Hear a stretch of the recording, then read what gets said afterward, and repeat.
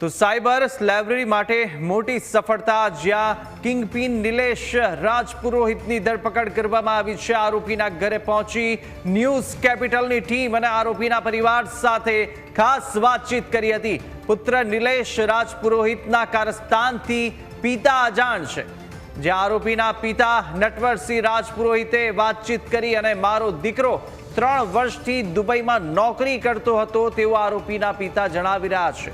આરોપીએ 500 થી 600 યુવકોને મ્યાનમાર મોકલ્યા।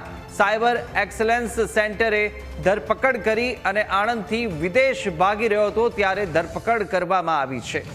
તો 13 દેશના લોકોને થાઈલેન્ડ, મ્યાનમાર, લાઓસ મોકલવાના રેકેટનો આ આરોપી નિલેશ રાજપુરોહિતની નીચે 128 જેટલા એજન્ટ કે જે કામ કરી રહ્યા હતા। 128 એજન્ટ્સમાંથી 29 એજન્ટ પાકિસ્તાની છે।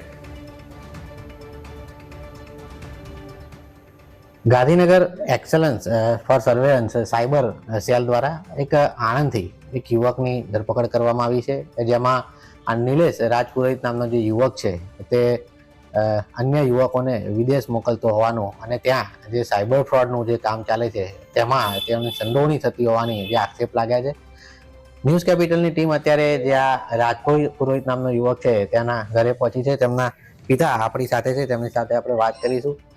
કાકા, શું નામ છે તમારું? નિલેશ। મારું નામ નરપતભાઈ, તમારો બાબો કેટલા સમયથી આ કામ કરતો હતો? શું જાણો છો? એ કામ બાબતમાં કોઈ ખબર નહીં। જી, કેટલા સમયથી તમારો બાબો મિસિંગ છે, તમારાથી દૂર છે? 2-3 વર્ષથી દુબઈ રહે છે। દુબઈ રહે છે અને શું કામ કરતો હતો? એને સર્વિસ કરતો હતો। શેમાં નોકરી કરતો?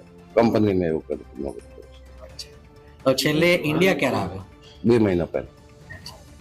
અને પછી અત્યારે ક્યાં છે, કઈ કઈ ખબર પડી? ના ગાંધીનગર પોલીસ લઈ ગઈ છે એવી કઈ ખબર પડી તમને? ના, ક્રાઇમ બ્રાન્ચ વાળા લઈ ગયા એવું કીધું? કોણે કીધું?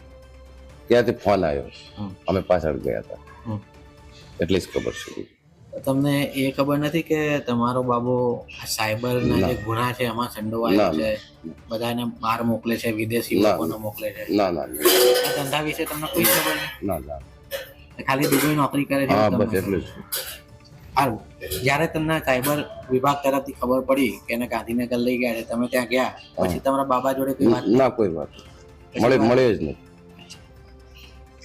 શું લાગે છે તમને, આ જે નામ તમારા બાબાનું ખોલ્યું છે, લાગે છે કે આપણે? ના, એ નહીં હોઈ શકે। શકના આધારે એને પકડ્યો છે સાહેબે કીધું, પણ એવું નથી કોઈ પ્રોપર્ટી કે એવું કશું હશે? ના, કોઈ કશું છે જ નહીં।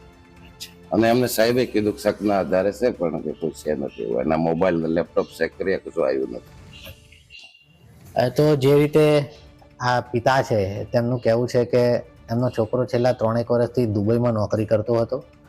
જો કે પોલીસે જે પ્રમાણે તેની અટકાયત કરી છે તે દુબઈમાં નોકરી નહીં, પરંતુ જે સાયબર માફિયાઓ છે મ્યાનમારના, તે લોકો માટે કામ કરતો હોવાનું પોલીસ તપાસમાં બહાર આવ્યું છે।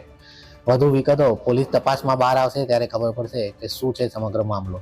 યોગેન્દ્રજી, ન્યૂઝ કેપિટલ, આણંદ।